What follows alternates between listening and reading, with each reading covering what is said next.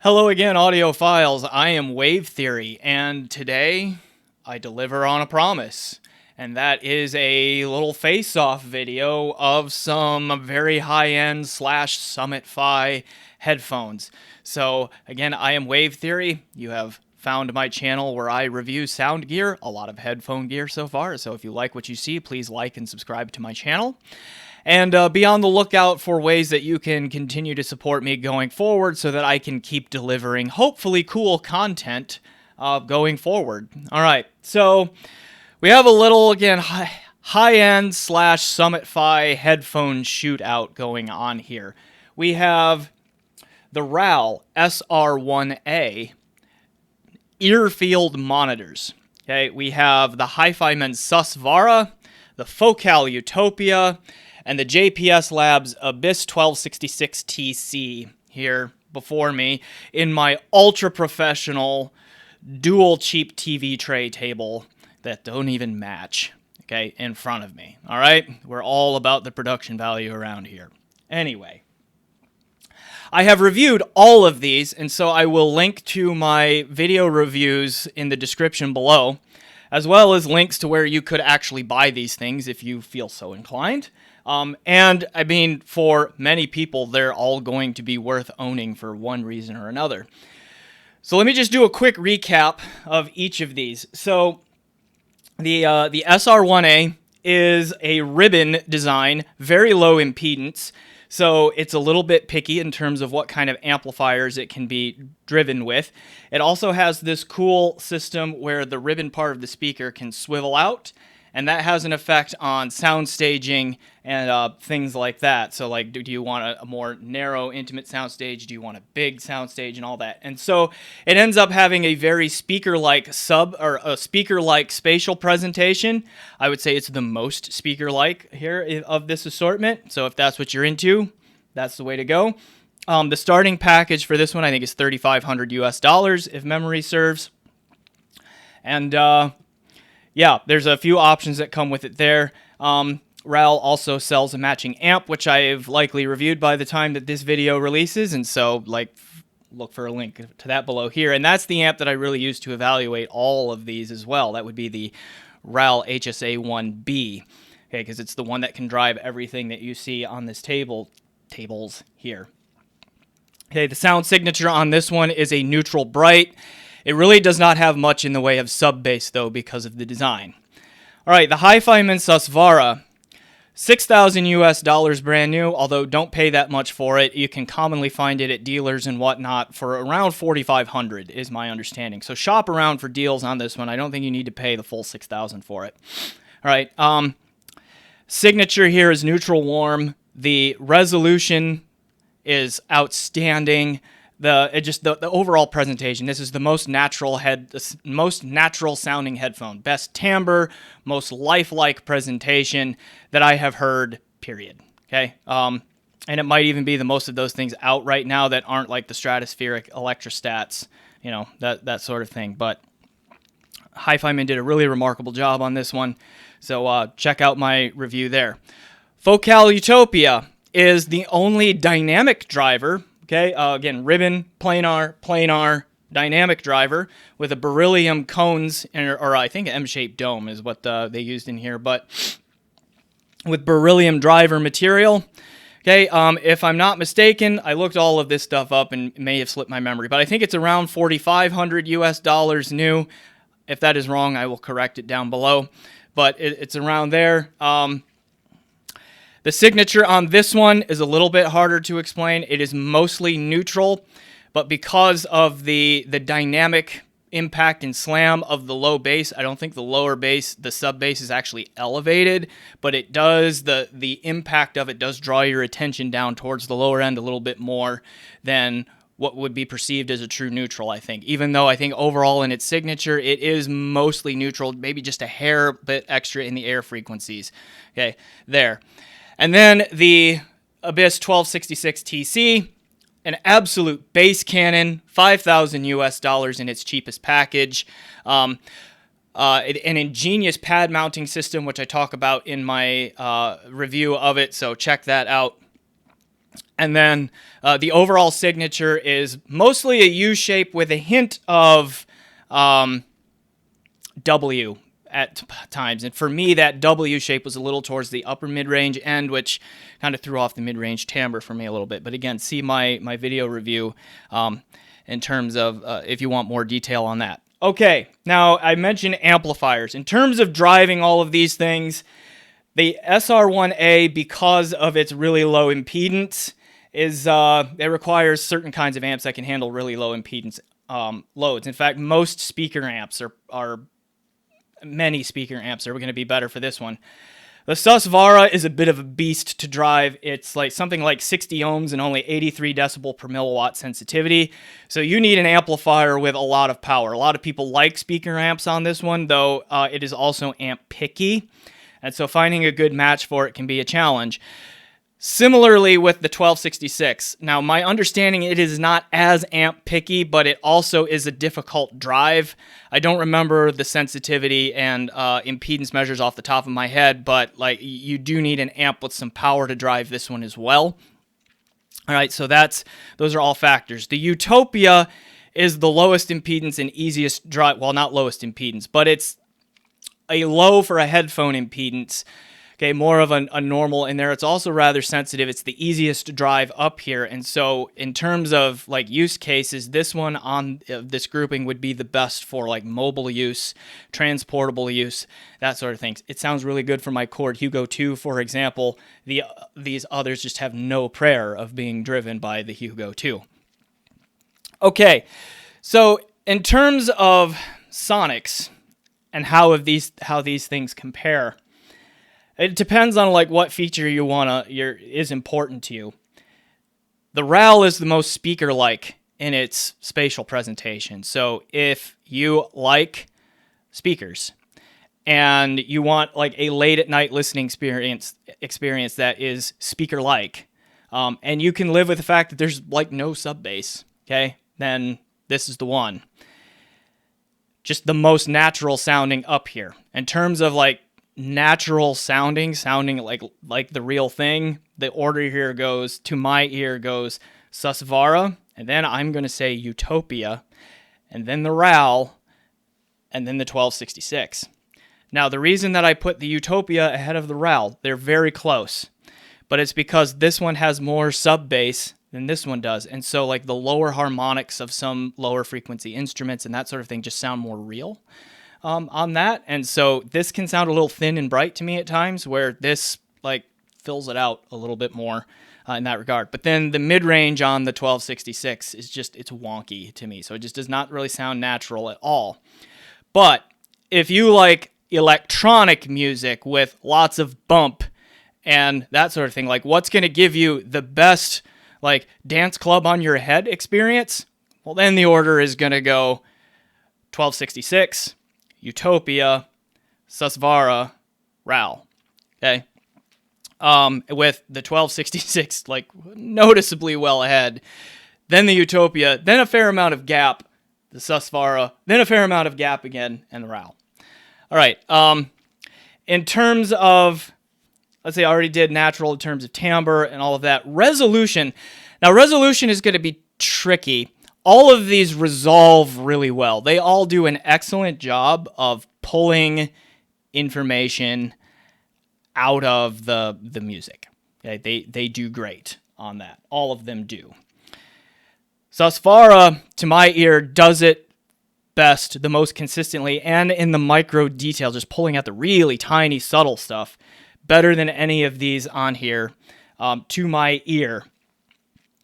The 1266 is not far behind it, okay? But the 1266 also emphasizes its detail retrieval a little bit more than this one does, which, again, to me, this one resolves all of its resolution, all of its micro detail, all of that sort of thing, are in service to sounding natural to an extent, although not as bad as some that I have heard. The resolution on the 1266 is more in service to being resolving, if that makes sense. It's almost resolution for resolution's sake, where this is more resolution in the pursuit of realism, okay, to my ear. But both of these will make the Utopia, when you switch A-B rapidly, sound slightly, just slightly veiled at first. That veil does disappear to my ear rather quickly. So these two are more resolving than this one. Now, the Raal is very difficult to compare A-B with these because it sounds so very different. It is a very different kind of product. Its resolution is also spectacular, both the macro and the micro. Just very, very good. I think it is competitive, even though it's the cheapest one on this table for its base package. With the right amp, I think it is competitive in terms of resolution with this group, which is pretty cool, I think. But again, it's just really hard. Because this one sounds so different, it's really hard to focus on just the resolution when you're A-Bing a thing, or when I was A-Bing a thing. Just because it's hard to hear around the difference in the presentation. At least it was for me. But I think it is up there with the rest of these. So, what other aspects of sound do we want to talk about? Use cases, right? Why are you buying any of these?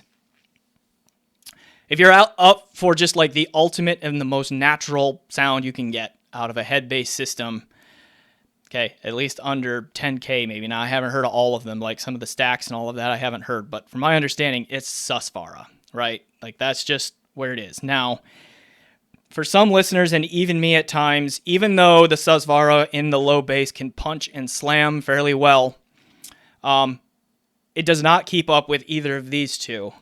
Okay, in the punch and slam department. It does scale with recording, and there are some recordings that are like surprisingly slammy where this punch is really hard. Like I was listening to Werewolves of London by Warren Zevon, right? I did not expect that song to be a punchy, slammy song. And so when Susvara started punching and slamming pretty hard on that one, I was a little bit surprised. So it can do it. These two just do it more often with more recordings if you're into that sort of thing. Definitely the 1266. And then the Utopia in between them, okay? Closer to the 1266, still a fair gap there in terms of punch slam than it is to Susvara and all of that. And then just really no punch or slam here, just not there. Okay. So, what do you want? If you want a little bit more bass and all of that, look at these two over here. So again, if you want natural sounding, just kind of like the pinnacle of what we can do in terms of realism from a head-based system right now, I think this is it. If you want a more aggressive, punchy, slammy, engaging, fun kind of sound, 1266. I originally thought when Utopia came in that it was more of a competitor to Susvara than it was a competitor to 1266. I actually have found it to be a competitor to neither. It's its own thing that kind of fills the gap between these two in terms of presentation. Okay, super natural sounding. Okay, fairly artificial, but aggressive and fun in its own way. Okay, sounding. This one combines those two a little bit in not quite as resolving, not quite as effective in terms of staging, although it might actually be best in depth between these three, and then this one, because of its speaker likeness, might be up there too, but not as wide or as sharp in its imaging and separation kind of a thing. Okay, this one is really more in between those two, and then I like the use case that comes up with this is because it's easy to drive and like easily mobile, transportable. That helps a lot with this one too. Okay, like that's a key attractive feature to this one, I think. These two are going to tether you to your desk. They're harder to drive and whatnot, but again, these two are really not direct competitors. They are both Summit Phi, top of the line end game for different reasons. Okay, you'll want to get up and dance, although it won't stay on your head if you do, but like just the punch, the slam, the bass, and all of that. There are genres of music, mostly electronic ones, that just this one is a wow. Okay, acoustic stuff, this one is wow. Okay, however, I think when you cross over, if you buy this for acoustic, but then occasionally listen to something electronic, this one is stronger in its offsuits than this one is. Okay, so more of a generalist, more of a specialist, I think, on that. And then again, this one is also very much a generalist. And again, this one, because it sounds good with pretty much everything that I've thrown at it, and it's easy to drive and all of that, like it has its place because of, like, you can go most places with it, with a Hugo 2 or, you know, a DAP or something like that. So cool there. So I don't want to make this video too long, and I just kind of want to hit highlights there. And I think that really sums it up. Like, I could go into much more detail about, like, the detail retrieval and the slight differences in staging, but just the broad strokes here, okay, in terms of why these are different. If you want natural sound, it just goes Sus, Utopia, SR1a, 1266. If you want a physical, punchy, engaging experience, 1266, Utopia, Susvara, SR1a, okay, in that way. If you want a speaker-like presentation, SR1a by a mile. Probably next would be Susvara. The staging on the Abyss changes a little bit with pad changing and all that. It's nice and wide, but it's its own animal. And then the Utopia is a little more narrow but deep. All that. So that changes. So these three are more of your traditional headphone terms of presentation than this one. Okay. Resolution, again, really difficult. I give a slight edge to this one, to the Susvara, over the 1266 in terms of the whole frequency range. Some might find the 1266 to be a little bit more detailed in the sub bass and a little bit more textured. I'm not sure if it is or if it just emphasizes it a little bit more, but it's close there. But I think from 20 hertz to 20 kilohertz, this is the most resolving. Then the 1266. This one is in there somewhere. It's just really hard to tell in direct A and B. And then this one is behind these two, but not by a huge amount. Okay, that sort of thing. So I think those are the traits that most people want to ask about. What would I do if I had Summit Phi level money? Okay, which I don't. These have all been loaned to me. What would I do? Okay, the SR1a can be really fun with a subwoofer, but using it with a subwoofer to fill out that low end, to me, just defeats the purpose of what it's going for. So I probably wouldn't go with this one, all right? To me, the Abyss 1266 can be very fun and very engaging with a narrow range of genres of music that I don't listen to all that much. So I probably wouldn't go with this one either. If I had the money to do it, I would probably take the Susvara as like my daily driver type of thing. It sounds pretty good with everything and just sounds wonderfully natural with a wide range of genres of music. And then I would keep the Utopia, if I could afford one, to go along with it to fill out like those few times that I want more low-end punch, slam, that sort of thing. Go with the Utopia there, and then of course also be able to take this one out to my sunroom with my Hugo 2 and just sit out on the couch in there, enjoy the sunshine and that sort of thing, and listen to some music out there, okay? That's what I would do if I had the funds to do so. But yes, I am Wave Theory. This has been my comparison of a handful of high-end / Summit Phi headphone sets.